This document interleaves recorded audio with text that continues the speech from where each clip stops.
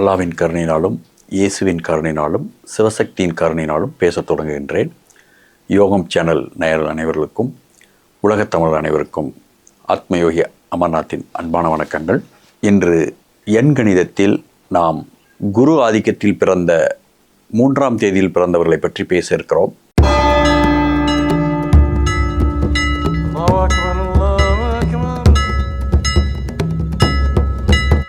3, 12, 21, 30 இந்த 4 தேதியில் பிறப்பவர்கள் குருவினுடைய அம்சத்தில் பிறப்பதனால் குருவுக்கு உண்டான குணாதிசயங்கள், நடை, உடை, பாவனைகள், அவருடைய அனைத்து விதமான எண்ணங்களும் இந்த குரு ஆதிக்கத்தில் பிறப்பவர்களுக்கு வந்துவிடும்.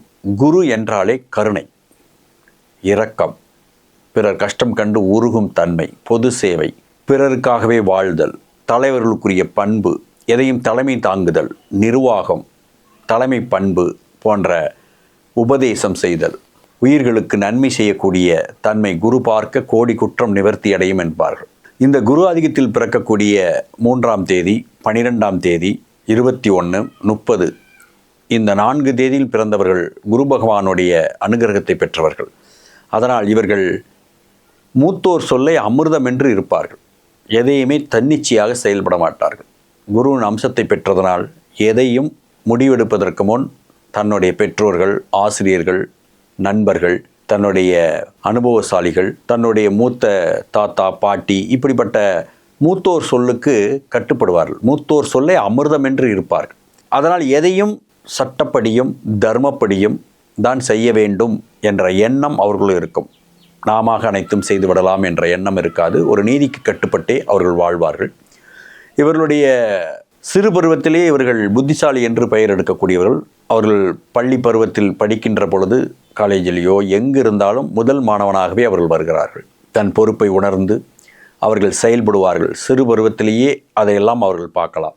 ஒரு தலைமை தாங்குதல், அது ஸ்கூல் லீடராக இருப்பது, இப்படி ஒவ்வொன்றுக்கும் தலைமை பொறுப்பு அவர்களிடம் தேடி வரும். இவர்களிடத்துக்கு இருக்கக்கூடிய இந்த கருணை இவர்களுக்கு அற்புதமான சமூகத்தில் நல்ல அந்தஸ்தையும் வளர்ச்சியும் பெற்றுத்தரும். ஆனால் இது எங்கே இவர்களுக்கு பிரச்சனையாக மாறுகிறது என்று சொன்னால், வியாபாரத்திற்கும் கருணைக்கும் எங்கே கருணையை செலுத்த வேண்டும், எங்கே வியாபாரம் செய்ய வேண்டும் என்ற தன்மை இவர்களுக்கு தெரியாமல் போய்விடுகிறது. வியாபாரம் செய்தால் இவர்கள் அதிகம் கடன் கொடுப்பார்கள்.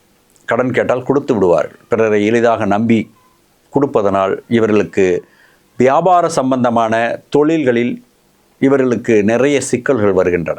அதனால் தொழில் செய்பவர்கள் முடிந்த அளவுக்கு கமிஷன், கான்ட்ராக்ட், ஏஜெண்ட், வேலை வாய்ப்புகளை தேடுங்கள்.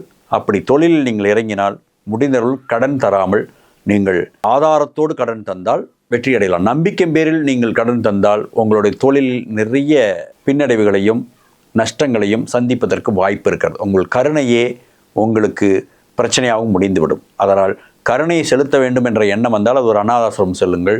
அங்கு அவர்கள் உதவி செய்யுங்கள். எத்தனையோ இடங்கள் இருக்கிறது கருணையை காட்ட. ஆனால் தொழிலில் கருணையை காட்டாதீர்கள்.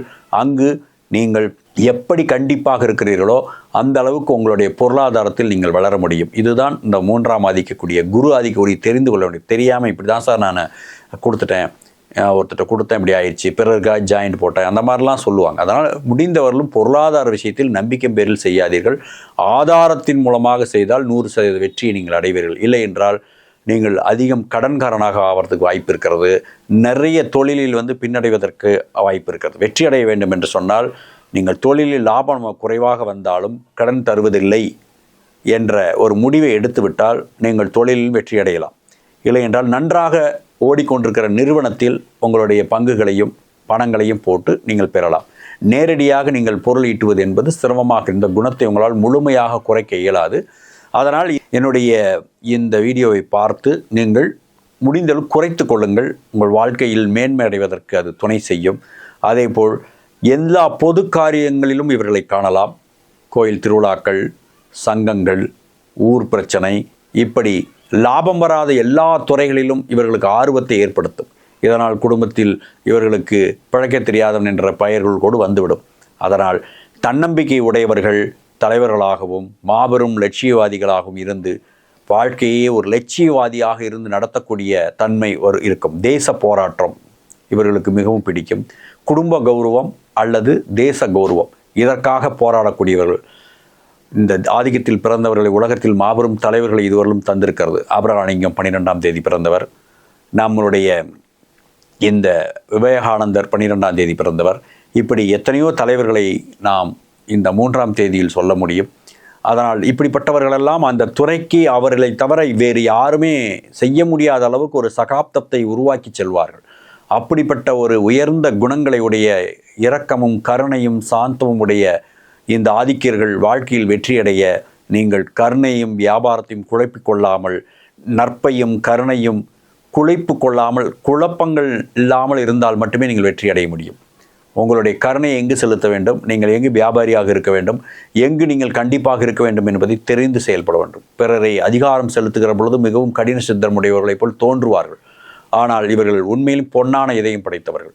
அதனால் பிறரும் கஷ்டம் கண்டு உருகும் இயல்பினர்களாக இருப்பதனால் ஒரு வாழ்க்கையில் வெற்றியடைய நான் சொல்லக்கூடிய இந்த அறிவுரைகளை ஏற்றுக்கொள்ளுகிற பொழுது உங்களுக்கு வெற்றி உருவாகும். அதனால் முழுக்க முழுக்க இது பொறுப்புணர்ச்சியான ஒரு கிரகம்.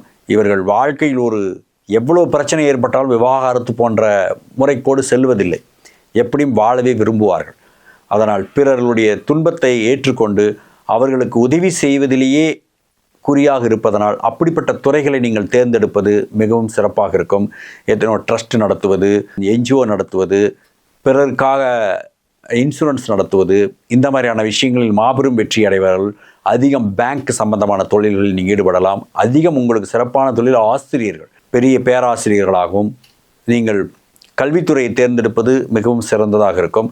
அதேபோல் எந்த துறைக்கு சென்றாலும் அங்கு உபதேசம் செய்யக்கூடிய, தன் கற்ற வித்தையை பிறருக்கு சொல்லித்தரக்கூடிய எல்லா துறைகளிலும் மாபெரும் வெற்றிகளை இந்த குரு ஆதிக்கர்கள் வெற்றியடைந்திருக்கிறார்கள். அதனால் குரு என்றால் வெளிச்சம் என்று பொருள். பிறருக்கு வழிகாட்டுவதிலே இவர்கள் மிகவும் சிறந்தவர்களாக இருப்பார்கள். அதனால் ஊருக்காக வழிகாட்டுகிற பொழுது உங்களுக்கு சில பிரச்சனைகளும் வரக்கூடும். அதை நீங்கள் சமாளித்து கொள்ள நீங்கள் கருணை என்ன, வியாபாரம் எது என்பதை தெரிந்து செயல்பட்டால் மட்டுமே சமூகத்தில் நீங்கள் அந்தஸ்தாகவும் உயர்வாகவும் மதிப்பாகவும் சொத்து நிறைந்தவர்களாகவும் கடனற்ற வாழ்க்கையை நீங்கள் வாழ முடியும். இல்லை என்றால் இந்த மாதிரியான பிறருடைய கடனை நீங்கள் சுமக்கக்கூடிய சூழல், பிறர் துன்பத்தை நீங்கள் சமைப்பது தவறல்ல. ஆனால் அது குடும்பத்தில் உங்களுக்கு பிரச்சனைகளை உருவாக்கிவிடும். அதனால் உங்களையும் தனக்கு மிஞ்சியது தானம் என்பதை நீங்கள் புரிந்து செயல்படுகிற பொழுது நீங்கள் 100% நீங்கள் வெற்றி அடைய முடியும். நீங்கள் தானம் தர்மங்கள் செய்யுங்கள். உங்கள் கையில் இருப்பதை செய்யுங்கள். கடன் வாங்கி செய்யாதீர்கள். உங்களிடத்தில் ஒருவர் ஒரு 1000 ரூபாய் கேட்குறாருன்னா என்னோட 100 ரூபாய் தான் இருக்கிறது, அப்படி வைத்துக் கொள்ளுங்கள் என்று ஒதுக்கி கொள்ளுங்கள். முழுமையாக நீங்கள் கொடுத்து விட்டால் மீண்டும் உங்களால் வாங்க முடியாது. அதனால் நீங்கள் செய்கிற தர்மம் உங்களுக்கு அதுவே பிரச்சனையாக முடிந்துவிடும். அதனால் தர்மம் செய்வது தவறல்ல, அது உங்களுக்கு சக்திக்கு மீறியதாக இருக்கக்கூடாது என்பதை தெரிந்து ஆதாரபூர்வமாக அனைவருக்கும் உதவுங்கள். ஆதாரமற்ற கடன்களும் நம்பிக்கையின் பேரில் செய்யக்கூடிய வியாபாரங்களும் கடன் உதவிகளும் குடுக்கல் வாங்கல்களும் உங்களுக்கு சிக்கலை உருவாக்கிவிடும். நீங்கள் கருணையினுடைய ரூபமாக இருப்பதனால் அந்த கருணையை ஏழைகளிடத்தில் செலுத்துங்கள், வியாபாரத்தில் செலுத்தாதீர்கள் என்று சொல்லி உங்களுக்கு அனைவருக்கும் நல்ல வெற்றியை பராசக்தி தர வேண்டும் என்று சொல்லி நீங்கள் பராசக்தி வழிபாடை வலுவாக செய்யுங்கள். உங்களுக்கு எல்லா வெற்றியும் உண்டாகும். நன்றி, வணக்கம்.